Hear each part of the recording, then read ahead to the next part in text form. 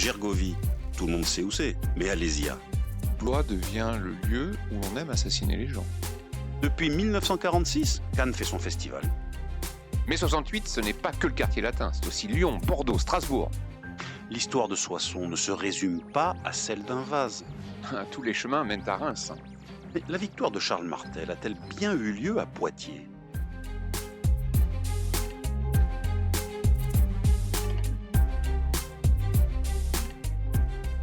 Grande date de nos régions, une émission animée par Éric Labaille et Cédric Delaunay. Un podcast ici en région.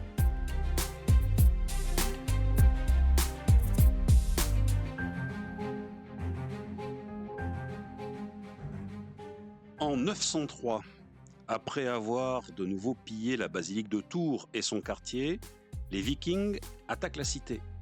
Alors qu'une large brèche menace d'ouvrir la voie aux assaillants, les assiégés apportent les reliques de Saint-Martin qui, je cite une chronique du Xe siècle, raniment le courage des défenseurs, frappent de stupeur puis d'épouvante les assaillants qu'une sortie achève de mettre en débandade.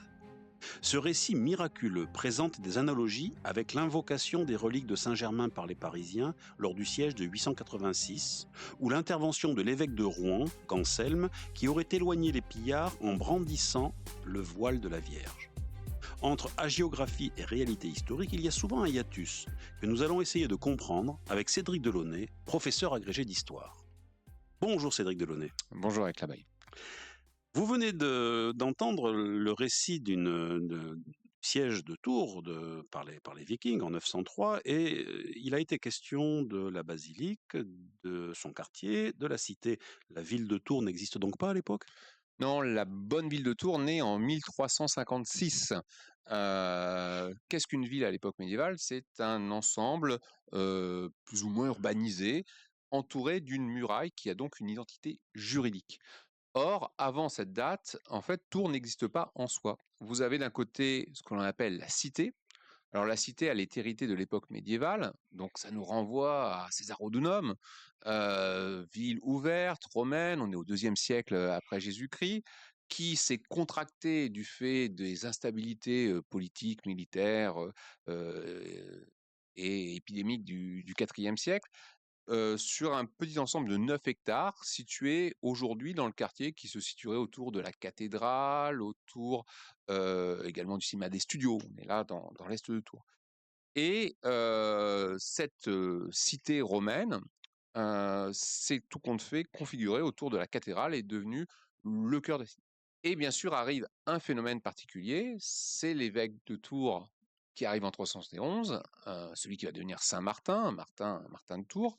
Cet évêque va se faire enterrer non pas dans la cathédrale, mais pour des raisons obscures, on ne va pas détailler là, est enterré dans un petit cimetière chrétien situé à 1,5 km plus à l'ouest, en pleine campagne.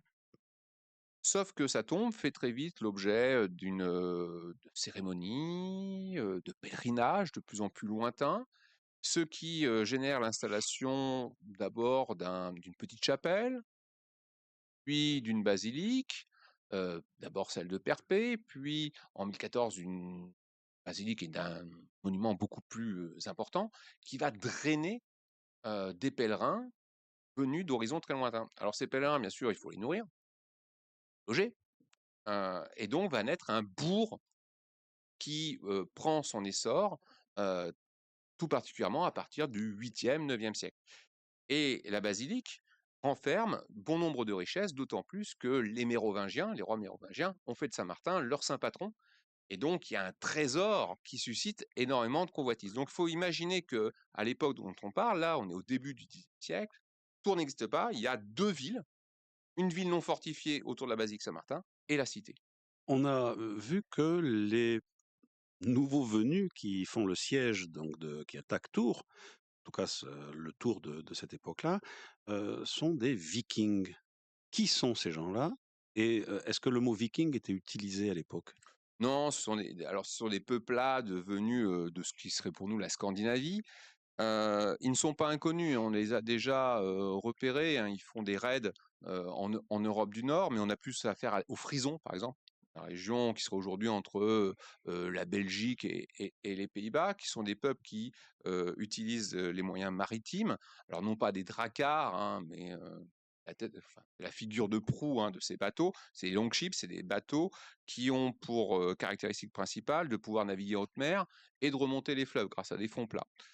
Et en fait, ces peuples, on les connaît peu. Ils sont pas christianisés, ils vivent dans les marges septentrionales de l'Europe, et ils connaissent, à partir du 8e siècle, un phénomène d'augmentation démographique, ce qui suscite des tensions au sein des sociétés pour le partage des richesses. Et donc là, vous avez un certain nombre de luttes claniques qui poussent les cadets de famille ou les fils ou les cousins un peu déshérités à se lancer dans des opérations maritimes qui ont plusieurs buts.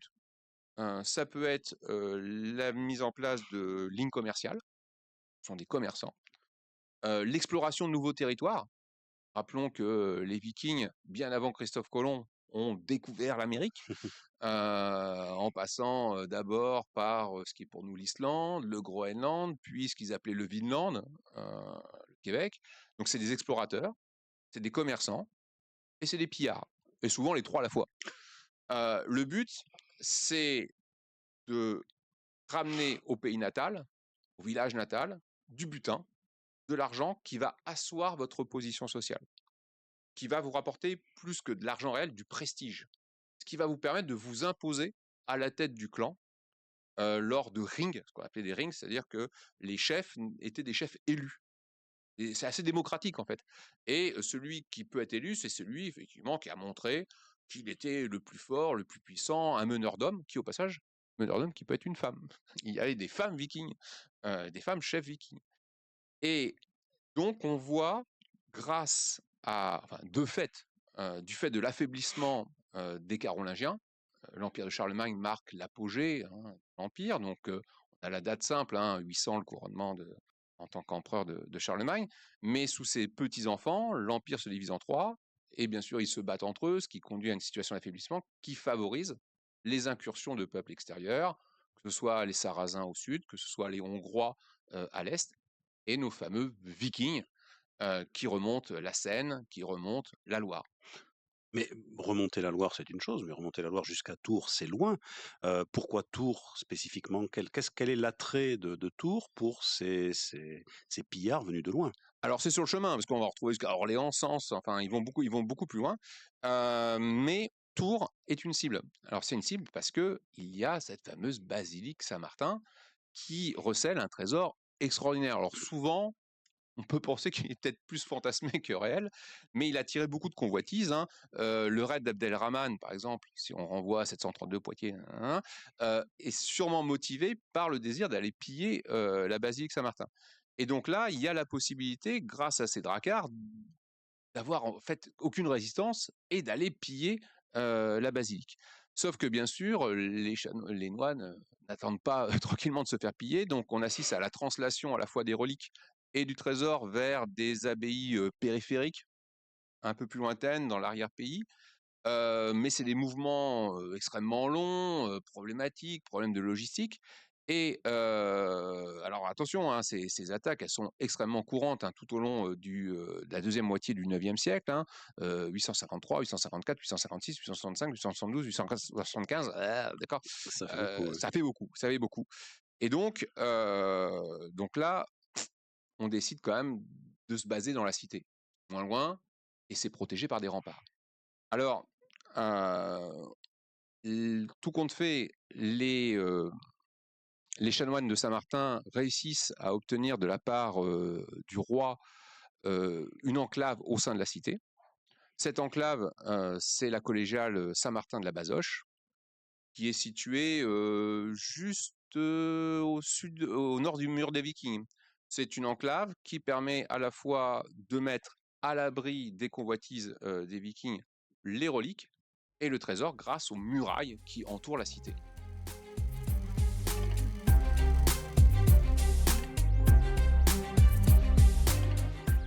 Grande date de nos régions. Un podcast ici en région.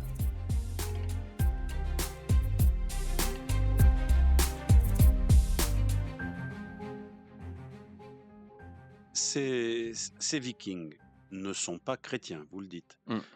Ils vont finir par être christianisés à un moment. Oui. Est-ce que la christianisation des Vikings a un lien avec l'arrêt de leur raid? Ou est-ce que l'arrêt de leur raid est concomitant de leur christianisation? La christianisation va être un peu plus tardive. La christianisation, elle arrive au Xe, XIe siècle, elle arrive assez tardivement. Sauf que ces Vikings sont présentés dans les chroniques médiévales comme des figures d'Antéchrist.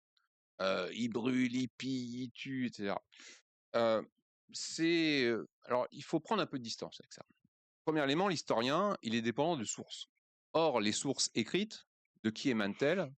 Des clercs.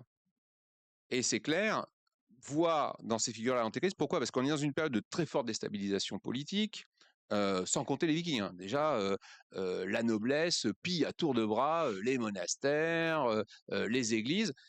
Et là, l'Église a mis le holà, notamment par des accords de trêve de Dieu, de paix de Dieu, qui permet de stabiliser, bon gré mal gré, la situation. Et les nobles hésitent désormais, les grands féodaux, à attaquer, et les petits féodaux, à attaquer les biens de l'Église. Et là, tout d'un coup, débarquent des gars.